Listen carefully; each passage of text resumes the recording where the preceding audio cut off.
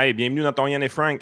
Aujourd'hui, ah, yep, on est dans la marde. Sérieux, là, c'est... tabarnache, man. Les deux chemins de fer canadiens Les en deux grève. opérateurs. Ouais, en grève, le lockout, j'avoue qu'une traque de chemin de fer ne peut pas faire la grève ben, là, mais... Hey boy, man, dans la marde, là.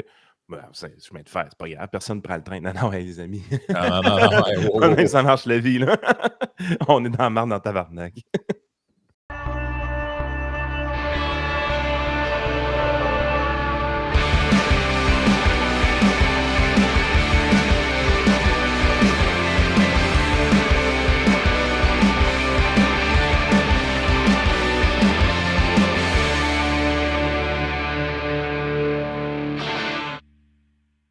Ouais, écoute, c'est le sujet, je te dirais, des derniers jours, mais tu sais, l'actualité est tellement foisonnante quand même on est quand même encore au mois d'août, n'en déplaise. Malheureusement, malheureusement ou heureusement, des fois, l'actualité internationale nous amène ailleurs que des sujets nationaux qui sont de première importance. Fait que c'est ça, on revient à l'échelle canadienne aujourd'hui. Et ce qu'on apprend, c'est dans Radio-Canada, c'est dans le National Post, c'est partout, là. Non, oui. Le Canadien national et le CPKC mettent leurs employés en lockout. Les trains à travers le pays se sont arrêtés car 9300 travailleurs ont été mis en lockout par les deux principaux opérateurs de chemin de fer du Canada après qu'ils n'aient pas réussi à s'entendre sur un nouveau contrat de travail avant la date limite qui était de minuit hier soir.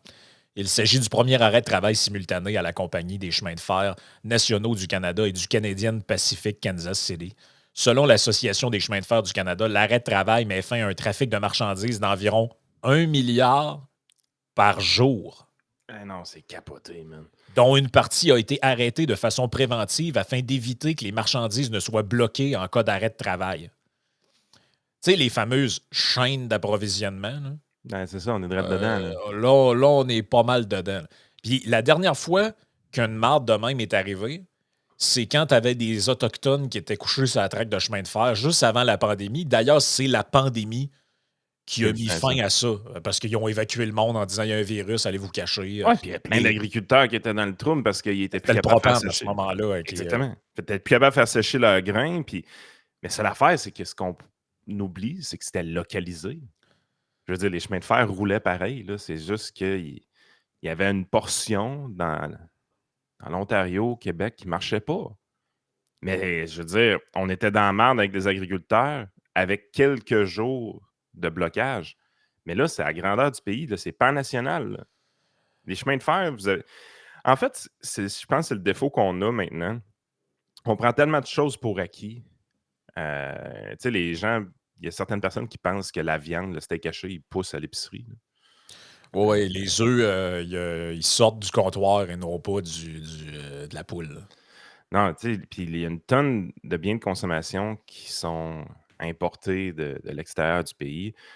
La manière classique de faire de l'importation, c'est par bateau. C'est ça qui coûte le moins cher à transporter. Mais quand tu arrives à l'intérieur des terres, il faut que tu te déplaces, puis il faut que tu te déplaces en train pour faire la grande majorité du trajet. Et finalement, tu arrives en camion seulement pour faire les trucs qui sont un peu plus localisés, donc faire les derniers milles de la livraison. Mais je veux dire, quand vous regardez passer un train là, de marchandises, puis que vous voyez qu'il y a 150 wagons d'accrochés dessus, puis sur les 150 wagons, il y a 2 conteneurs. Là. Imaginez-vous le nombre de camions que ça prendrait sur les routes pour transporter ça. Ah non, c'est fou, là. Débile, là. C'est fou raide, là. Les groupes d'entreprises ont demandé au gouvernement d'intervenir en imposant un arbitrage obligatoire et en interdisant les grèves et les locales durant la durée du processus. Bien ça, écoute, il y a un débat depuis longtemps sur ce qu'on appelle les services essentiels. Là.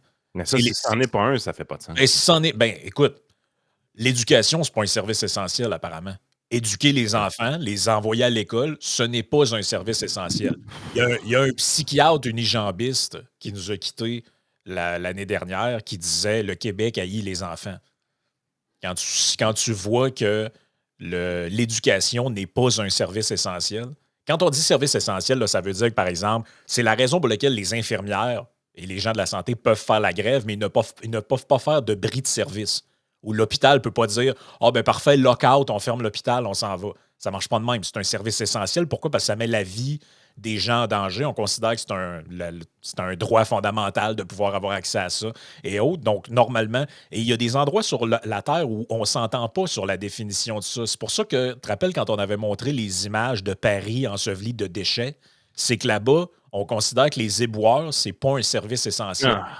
Je pense que chez nous, seul il ne pourrait pas empêcher à complètement la collecte de déchets. Si ma compréhension est bonne, je pense qu'au Québec, ce serait illégal parce qu'on considère que tu ramasses les déchets, tu es obligé de ramasser les déchets. Là. On ne peut pas laisser la ville être ensevelie sous les déchets. Mais vous comprenez l'impact que ça peut avoir, ce genre de choses-là? Là? Ouais, puis le pire, c'est que je comprends pas pourquoi on est dans un monde où est-ce qu'on veut autant de syndicalisation aussi. Puis on va faire un lien avec ce qu'on voulait faire dans cette vidéo-là. Une des grosses raisons que cette grève-là et ce lockout-là va être déclenché, c'est directement la faute du gouvernement. Le Directement. gouvernement, en ayant dépensé un innocent pendant la pandémie, en ayant forcé la Banque du Canada à racheter une tonne de titres obligataires sur le marché avec le quantitative easing, on s'est ramassé dans une position qu'on a créé une bulle d'inflation. Ben, les travailleurs veulent pas, là. Quand tu subis de l'inflation, éventuellement, tu veux que ton salaire se rajuste. Dans l'entreprise privée non subventionnée, là, dans la petite PME, en fait, les petites PME, ils vivaient dans la pénurie de personnel pendant ce temps-là. Ils voyaient le gouvernement leur voler leur staff. Les salaires se sont ajustés extrêmement rapidement dans la PME. Moi, je me rappelle, à un moment donné, là, même dans mon entreprise, on avait augmenté les salaires d'une manière assez importante. Puis, à un moment donné, je m'en vais, genre, au IW. On est l'été, là, 1er juillet, là, autour de ces dates-là. Puis là, je commande de quoi au IW, puis là, je regarde dans la fenêtre, puis nous embauchons 18$ de l'heure. Là, j'ai fait: «Hein?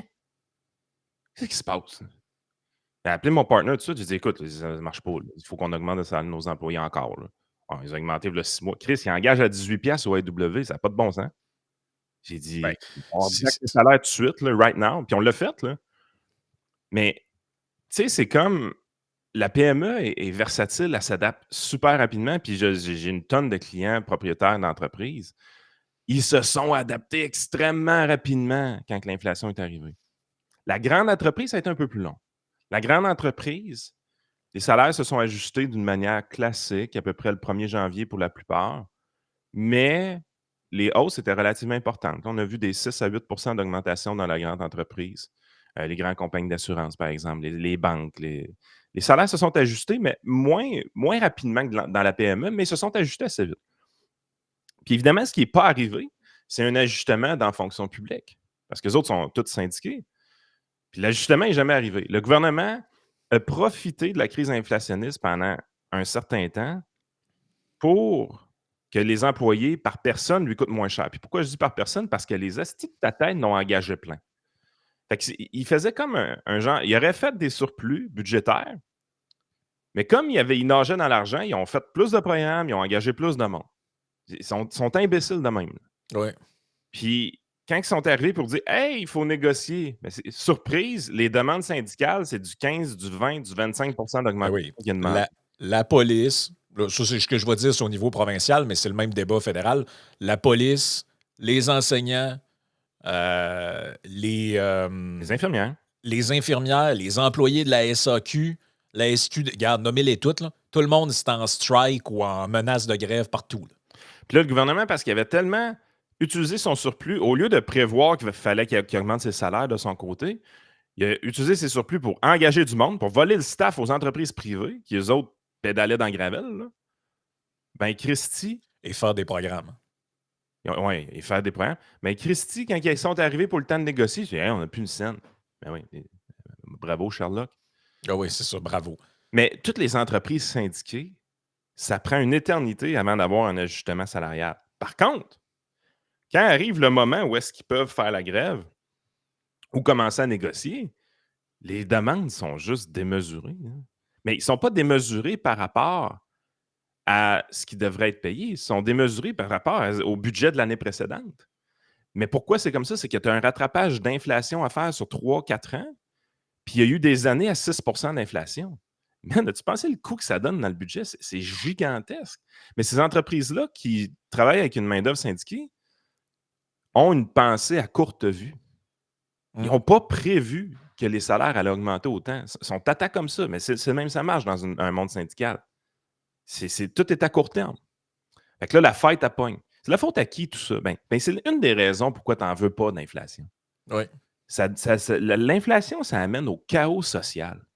Fait que cette grève-là, puis ces lockouts-là, dans les chemins de fer, là, c'est directement imputable à Justin Trudeau puis aux conneries qu'il a fait pendant la COVID en dépensant des milliards et des milliards et des milliards pour acheter des votes puis subventionner des payrolls de la grande entreprise canadienne. Hey, on payait 75 des salaires des gens dans des grandes entreprises hyper profitables canadiennes proches du pouvoir. C'est un Ouais. scandale, cette affaire-là. Puis c'est rempli d'entreprises qui ont eu des prêts, puis c'est pas encore remboursé, là. Le fisc Exactement. est encore après ça, puis il y a bien des affaires qu'on ne verra pas la couleur de cet argent-là. Puis tu sais, je pense que ce qu'on vit en ce moment, là, cette grève, ce lockout-là, ces grèves-là, dépendamment de comment ça va virer, là, je pense que c'est une illustration de. Tu sais, des fois, on parle de trucs économiques, puis ça a l'air d'un point de théorie, là. Tu sais, Ouais. des économistes disent que la cible idéale, c'est 2%. Là, tu te dis, ouais, mais c'est comme, tu sais, c'est comme pas métaphorique, mais quasiment métaphysique. Là. Tu te dis, ouais, mais pourquoi 2, pourquoi pas 1, pourquoi pas 3, qu'est-ce que ça fait 5? Ben, vous le voyez, là, l'inflation, ce que ça fait. C'est que l'inflation, au final, c'est comme un processus d'appauvrissement, là. Ouais. Et c'est une forme d'impôt implicite là, qui ne Ouais. dit pas son nom parce que ton pouvoir d'achat s'effondre. Et ce processus-là est toujours suivi de grèves, de chaos, parce que les gens, veulent pas, ils disent ouais, mais je gagne, on va dire, 50 000 par année, mais mon 50 000 que j'ai aujourd'hui, il vaut 45 000 si on était en 2019, je me suis appauvri. Là, vous allez me ramener au moins au niveau où j'étais avant. Je te Parce que dis, là, Chris, c'est quasiment 42 000 par rapport à 2019. ben, c'est ça. Fait que là, je suis dans la marde. Fait que là, vous allez m'augmenter. Et là, ça, c'est comme le danger de ça, c'est une spirale, là. Ben oui. Et là, c'est là qu'on voit que Poliev avait raison sur quand il a dit que la Banque du Canada avait misguide, comment on dit, induit en erreur les Canadiens quand ils avaient dit dépenser, dépenser, dépenser. Les taux sont bas et sont là ils seront là très longtemps. Là, après ça, tu as eu une explosion. Les taux d'intérêt sont revenus à des niveaux que peut-être ils devraient être tout le temps. Et là, ça a créé le bordel partout. Les gens, l'hypothèque augmente. Et là, un moment donné, ton hypothèque augmente. Le coût de tes assurances augmente. Tes permis, tous tes frais augmentent, mais ton salaire, il a augmenté un petit peu, mais ça ne suit pas. Fait que là, un moment donné, c'est très facile d'être embrigadé rapidement dans un discours de faut faire la grève, faut augmenter. Puis on les comprend, là, ces gens-là. Là. Ben oui. Puis Chris, c'est parce que là, puis là, le gouvernement, ils ont essayé de mettre ça sur des causes externes pendant des mois pour ne pas dire des années de temps. Ah, c'est C'est pas de notre faute. mondial. C'est pas de notre faute, c'est les chaînes d'approvisionnement en Chine. Ouais. Ben oui. Fait que L'affaire, si c'était le cas, les patates à l'épicerie qui sont 2 fois plus chères qu'avant la pandémie, cultivées à l'île d'Orléans, ça, c'est à cause des Chines. Ça n'a pas rapport. Là. ben non, Ça ça n'a n'a jamais aucun eu crise de rapport. rapport. Là. Parce que si c'était le cas, si c'était vraiment un choc temporaire de bris de chaîne d'approvisionnement, si c'était juste ça l'explication, si c'était juste la guerre en Ukraine l'explication, ce qui serait arrivé, c'est la chose suivante. On aurait eu de l'inflation, parce que ça aurait monté rapidement, mais dès qu'on règle ces problèmes-là, les prix, c'est pas l'inflation qui aurait baissé, c'est qu'on aurait eu de la déflation. Les prix seraient retournés au niveau où ils étaient avant, peut-être un petit peu en hausse, mais légèrement en hausse. Autrement dit, le choc aurait été réglé rapidement. Seule affaire, c'est que c'est pas ça qui est arrivé. Là, Trudeau, là, il fêtait hier, by the way, ou il y a 2 jours. Il était sur son Twitter, puis hey, l'inflation vient de frapper 2,5%. Inflation is cooling down. It's a great victory for Canada. Fuck you, man. Il n'y a pas de victoire là. C'est pas de la déflation ce qui se passe. Le chiffre d'inflation qui baisse, là, c'est que la mesure de la croissance des prix a diminué. Ouais. Là, on n'a pas vécu de décroissance à ce petit tata, là. Tu sais, c'est comme, on n'est pas revenu au niveau qu'on était en 2019. Les prix sont restés élevés. Fait que tu es pogné avec des entreprises syndiquées puis des gouvernements qui gèrent une main-d'œuvre syndiquée qui sont insatisfaits de leur salaire parce que leurs salaires n'ont pas été ajustés assez rapidement. Puis là, ça brise quoi? Ça brise encore les chaînes d'approvisionnement, Ben oui. sacrifice. Ça va bien, man. Tu sais, je On veux dire, dit, Trudeau doit être tenu directement responsable de ce qui se passe présentement. Puis il s'en lave les mains. Moi, ça me fait capoter. Puis tu peux pas être fier d'avoir de l'inflation à 2,5 après avoir eu autant d'années avec de la forte inflation. Tu peux pas être fier de ça. non, non, non, non, non, non. Parce que ça a été self-inflicted, ça a été auto-infligé par un gouvernement qui a trop dépensé, puis une Banque du Canada qui n'a pas réagi assez rapidement en haussant les taux d'intérêt plus rapidement. C'est ça qui est arrivé. On l'a échappé complètement.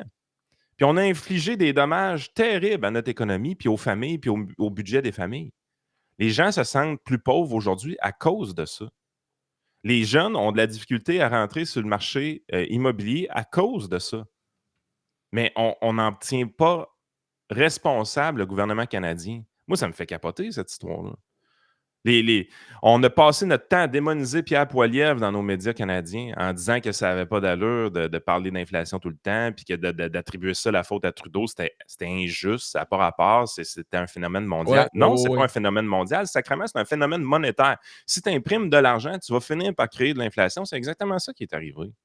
Ben, Le d'ailleurs, tu seul. as des pays qui ont fait moins cette recette-là, ils ont eu moins d'inflation. Quand je dis Oui. moins, c'est parce que forcément, quand tu es dans une économie libéralisée ou dans un espace, mettons comme en Europe, la Suisse notamment, la Suisse a imprimé beaucoup moins d'argent que, ils n'ont pas fait d'ailleurs beaucoup de confinement non plus, il y avait moins de mesures. Ils ont fait moins marcher à la planche à billets.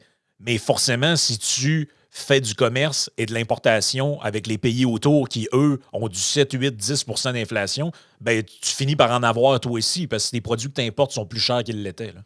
Oui, puis ce qu'on oublie aussi, c'est que ce qui est arrivé là-dedans, c'est qu'on a eu une zone de confort trop importante à partir de 2008. À partir de 2008, on a créé une grosse crise financière. On a baissé les taux d'intérêt dans la toilette. Puis c'est là qu'on a commencé le quantitative easing parce qu'on avait besoin d'instruments monétaires alternatifs pour stimuler l'économie, pour baisser les taux d'intérêt de long terme. Fait que là, c'est vraiment la presse à billets qui a fonctionné à tour de bras jusqu'en 2017 à peu près.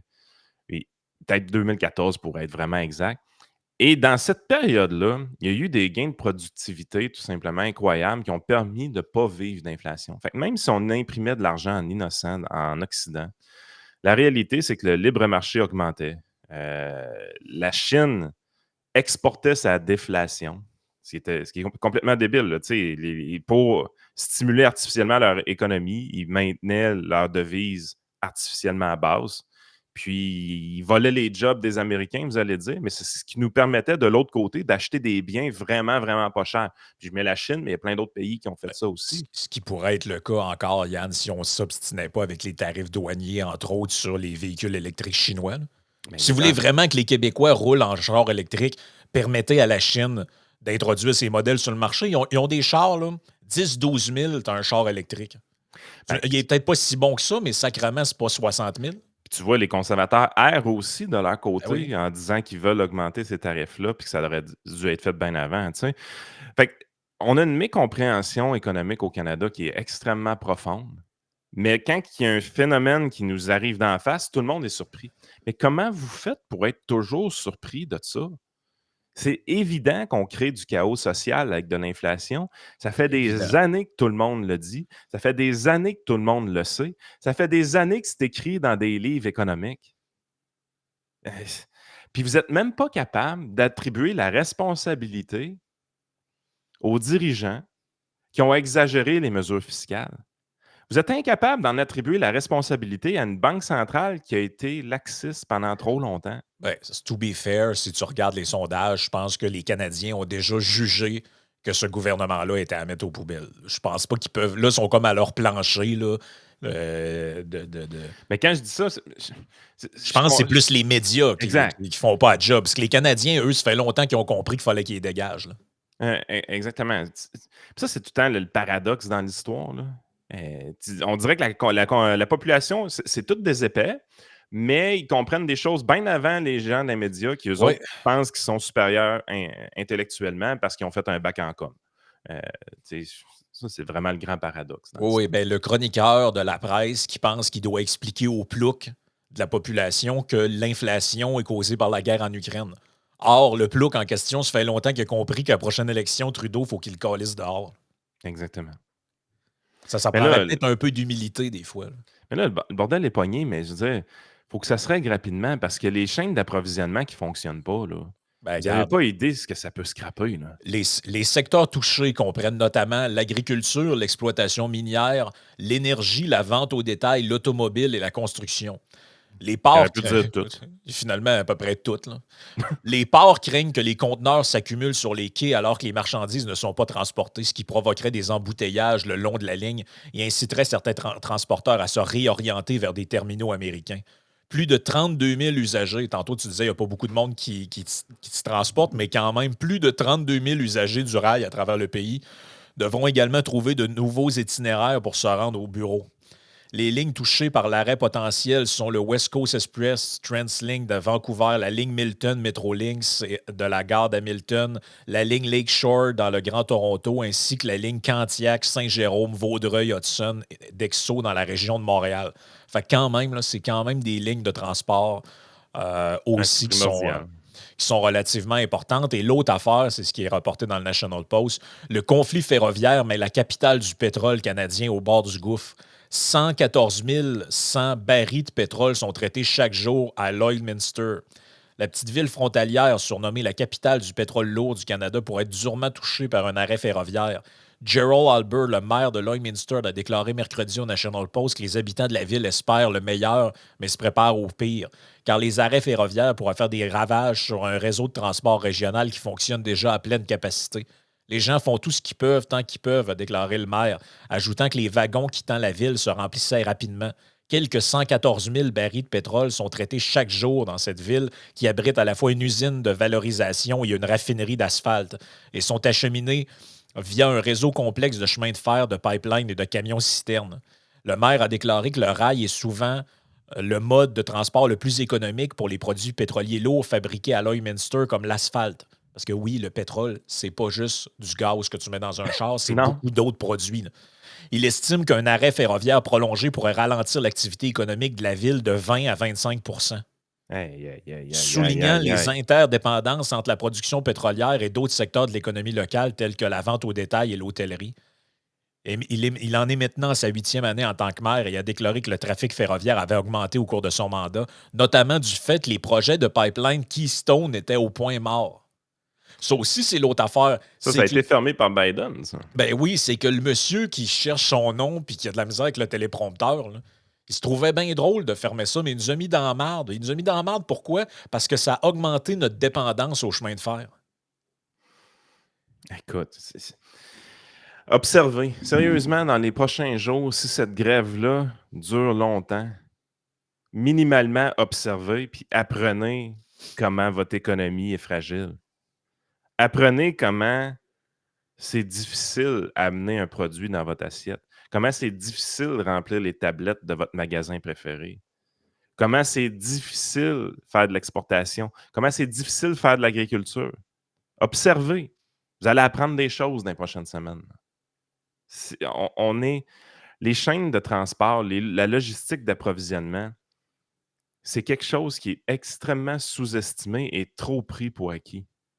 Puis tu sais, les camionneurs sont regardés de haut parce que leurs machines, ils sont au diesel, hein. Puis tu sais, des camionneurs, ça vote à droite un peu, hein. Tu sais, les truckers, là, les Canadiens, ils aiment pas beaucoup, là. Ouais, ils vont Ça travailler en esti trocard dans les prochaines semaines, j'ai l'impression. Ouais, ils verront pas le fameux Baban, j'ai l'impression. Mais tu sais, Christy qu'on prend des choses pour acquis pareil. Moi, là, quand je vois ces nouvelles-là, je trouve que c'est une catastrophe. J'ai l'impression que le monde va s'en rendre compte juste dans 3 semaines. C'est puis tu sais, il va falloir que ça soit réglé vite, puis on sent pas l'urgence au niveau du fédéral de régler ça. Tu sais, je comprends que c'est des entreprises puis leurs employés puis tout ça, mais comment ça que ces entreprises-là sont syndiquées? Comment ça qu'ils ont le droit à la grève puis qu'ils ont le droit au lockout? Pourquoi? Je comprends pas. Ça Ah non, devrait mais pas. puis, ben non, mais ça, normal, c'est simple, là. Ces secteurs névralgiques-là, ils devraient avoir un truc indépendant là, qui est basé sur des données fiables où tu dis, regardez, voici les chiffres d'inflation, voici le salaire. C'est un peu comme quand tu as un processus d'arbitrage dans un sport, là. Ouais. Le joueur et l'équipe vont devant l'arbitre. Passe devant le juge. L'arbitre, il dit, regarde, ça, c'est un joueur. L'année passée, il a marqué 25 buts. Je regarde tous les comparatifs dans la ligue. Le salaire, c'est à peu près ça. Lui, il demande tant, vous autres, vous demandez tant. Regarde, le salaire là, que vous allez y payer, c'est 5,5 millions par année. Merci, bonsoir. That's it. That's it. Là, les hosties de lockout. Puis c'est tout le temps que c'est parce que ça prend tout le monde en otage, là. Ça met tout le monde dans la marde pour essayer de recoller les pots cassés. Frank, toi puis moi, on devient des dictateurs demain matin, puis on décide d'envahir un pays. On fait une simulation. Ça serait Quel lequel? est... Juste pour le fun. quel pays serait le fun à envahir? Je sais pas. Je sais Ben, pas. il y a une coupe d'îles là, dans les Caraïbes. Faut qu'il Là. fasse chaud. On dirait qu'il fasse chaud. Ouais, c'est sûr que c'est un pays dans les Caraïbes on envahit. Mais bon, peut-être pas dans les Caraïbes. En tout cas, peu importe. Ben, mettons On que met tu en place envahis notre Cuba, c'est stratégie. plus une libération qu'autre Mais chose. Là. première stratégie. Avant d'envahir, tu te dis, qu'est-ce qu'on fait? Assez haut dans la liste, il y a le bombardement des chemins de fer. Ben, c'est ce que les Alliés ont fait. L'Allemagne est écrit ça à terre de même hein, pendant la Deuxième Guerre mondiale. Là. C'est qu'à un moment donné, tu pètes les chemins de fer, tu n'es plus capable de rien faire. Dans la liste des choses que tu attaques en premier là, pour intimider un pays puis le faire capituler très rapidement, là, tu fais tomber ses ponts, tu fais tomber ses chemins de fer. Ben, les Ukrainiens qui ont traversé la frontière russe dans une opération de contre-offensive sur un autre front, là. On n'en a pas beaucoup parlé, mais si vous suivez ça un peu, une des premières affaires qu'ils ont faites, c'est qu'ils prennent des villes puis ils jettent les ponts. Ils font tomber le pont dans la rivière. Pourquoi vous pensez? Pourquoi c'est les premières choses que tu fais? Ben oui, tu coupes la chaîne logistique. Tu compliques la vie. Tu compliques vraiment. C'est pour ça que nous autres, au Québec, là-dedans, on est. Normalement, là, vu notre emplacement géographique, on devrait être vraiment plus riche qu'on l'est parce qu'avec la vallée du Saint-Laurent puis l'accès, nous autres, on est connectés pour avoir les. On est crissement bien positionnés. Que si tu compares au Manitoba, mettons, ou à des places qui sont enclavées, là. Carrément. On a une place de choix. Là. Fait que, normalement, ce genre de truc-là, on devrait pas être tant. Si on était mieux organisé que ça, on devrait être moins à la merci de ça. Mais là, si tu commences à dire aux gens qu'il va arriver plus de cargo ici, tu vas avoir la gang de granoles qui vont se rouler à terre. Des bateaux, ça pollue, ça. Ouais, mais tes affaires, quand tu t'achètes au magasin, tu penses qu'ils arrivent où, là? Le bateau qui arrive à Vancouver puis que ça vienne sur une rail de chemin de fer, tu l'as pas vu, mais il est arrivé là-bas pareil. Là. Les 8 teintures que tu as mis dans tes cheveux, t'as pogné ça où, tu penses? Ouais, c'est ça. Les springs que tu as dans le nez puis les cheveux, le teinture mauve, tu t'es mis dans la tête pour aller à ta manif pour Palestine. Là. Ils sont arrivés quelque part. Là. C'est pas l'opération du Saint-Esprit. Là. Mais écoute, le chef de la nation a les choses bien en main. Là, je regarde Non. Pas Trudeau, là. Je regarde son compte Twitter, man, ça y est, lui, il est en contrôle de la situation en ce moment. Là. Il n'y a pas de meilleur guide. Stéphanie Lauzon connaît les meilleurs endroits à la chute. Le resto La Belle, Petit Chef et tous les autres lieux de prédilection situés le long de la rue principale. Ça, c'est son dernier tweet. OK. Hier, je vous rappelle, là, on est dans une crise nationale. Là, il y a les deux principaux opérateurs des chemins de fer sont en grève. Le gars, il tweet des affaires sur des. Je suis allé m'acheter, regarde, j'ai un sac de bagels. Là. J'espère qu'ils sont pas cuits d'un four au bois, par exemple. Là. C'est pas pire. Au moins, cette photo-là, le gars, il fait pas un fuck you. Regarde, Ginette en chandail de velours cordé. Et qui est beau, hein? Il est-tu fin? Oh, on va aller serrer la main d'une vieille madame. Fait que c'est ça, j'essaie de voir. Là, il s'est-tu prononcé? Là, ça n'a pas l'air à le préoccuper bien, bien. Non, il était tout content qu'il y avait juste 2,5 % d'inflation. OK. Là, de quoi il parle aussi? Good news. Good news. The number of people who get dentist because of Canadian Dental Care Plan, 100 000 personnes. 500 000 personnes, apparemment. Les dents gratis. Ouais, 500. Mais là, les dents gratis, parce que c'est. L'allocation canadienne des enfants, l'inflation. Non, il n'y a pas un crise de mots Non. nulle part là-dessus. Hey, check cette affaire-là, toi. L'allocation canadienne pour enfants sort aujourd'hui. Vous allez avoir vos chèques. Elle a aidé les parents, effets scolaires, sport, épicerie, et sorti des centaines de milliers d'enfants de la pauvreté. Les conservateurs veulent abolir ce type de prestations. Je continuerai à me battre pour les garder. Fuck Quel you, man. insignifiant. Non, mais sérieux, quel insignifiant, pareil. Quel insignifiant. À un moment donné, là, dans un pays, c'est la raison pour laquelle tu as un premier ministre, un président, un chef d'État, là, c'est pour mener des dossiers d'importance nationale. Là. On peut-tu laisser faire les points dans le front, les parades, les drapeaux, 3 secondes, puis s'occuper de trucs importants? Là? Frank, ça, là, ça peut pas être une fierté. Ça peut pas être une fierté. Canada's inflation rate drops again, down to 2.5%. Man, sur ton graphique, on voit du 8%. C'est quand la dernière fois c'est arrivé du 8% d'inflation? Auto-infligé comme ça, là. Ouais, c'est ça, auto-infligé. Ouais. Man, 2,5%, c'était la norme en 2019, même c'était haut en 2019 dans la tête des gens. La fourchette d'inflation canadienne doit être comprise entre 1 et 3%. T'es au top de la fourchette, cette tata. Tu peux pas être fier de ça. Voyons, c'est tombé sur la tête. Évidemment, c'est un graphique de Christophe Freeland qui a partagé. Free stuff? Non, mais c'est sérieusement. Là. Écoute, quand même une nouvelle intéressante. Par contre, c'est Joey qui vient d'envoyer ça dans le back-end. Là. C'est le Food Professor qui a mis ça, puis on va aller sur Patreon après. Breaking Low Blouse Launching Pilot No Name Ultra Discount Grocery Store in Ontario, targeting the Dollarama and Giant Tiger demographic and smaller market. Aucune Donc, surprise là. Low Blouse qui lance une nouvelle chaîne de magasins avec les produits finalement no-name. Là. Ouais, mais ils ont-tu vraiment appelé le magasin No Name? Apparemment.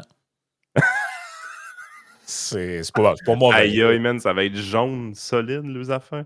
Ouais, il donne mal au cœur en plus, ce jaune-là. C'est pas un beau jaune. Ouais. C'est pas le jaune libertarian. Là. The No Name Store. The No Name Store. Mais ouais, un petit peu plus de Il n'y a pas de surprise. Hein? Ouais, écoute, pas de surprise. Là. Moi, je me rappelle encore ce qu'il nous a dit dans le podcast de Food Professor, un podcast que j'avais adoré. Il dit, tu sais, il y a eu une inflation alimentaire. Là, les prix ont monté de 10-11% pendant 2 années consécutives. Mais le panier d'épicerie moyen des Canadiens a baissé de 50 $. Ouais, ça, c'est... Ça m'avait frappé. Ça, c'est pas bon, ça. Tu sais, quand les gens disent qu'ils ont l'impression d'être plus pauvres aujourd'hui qu'il y a qu'en 2019, là, c'est exactement à cause de ça. Pourquoi les travailleurs du CN et du Canadian Pacific demandent des hausses de salaire? C'est exactement à cause de ça. C'est exactement à cause de ça. Ils ont fait des choix qu'ils n'aiment pas. Ils ont diminué. Tu sais, le panier moyen des Canadiens a baissé en valeur parce que les aliments qu'on y retrouve sont moins frais, sont plus transformés, contiennent plus de sucre. C'est une catastrophe de santé publique, l'inflation. Ah, c'est une catastrophe. Il n'y a rien de bon là-dedans. C'est le chaos, c'est les grèves, les lockouts. Puis éventuellement, c'est ça qui amène à des genres de Margaret Thatcher. Là. À un moment donné, ça prend quelqu'un qui fait le ménage là-dessous. Ouais. On est rendu là. Que ça vous plaise ou pas. Là. C'est ça qui va arriver. Écoute, on s'en va dans la partie Patreon. On a beaucoup de stocks qu'on n'a pas eu le temps de passer cette semaine. Caire ne sait plus où sera construit le 3e lien. Ça, il faut en parler. On s'en va avec ça direct en commençant. Là. Ça a l'air que Blanchette, il a fait semblant d'être invité au Congrès des démocrates, mais il écoutait ça dans sa chambre d'hôtel. Hey, sérieux?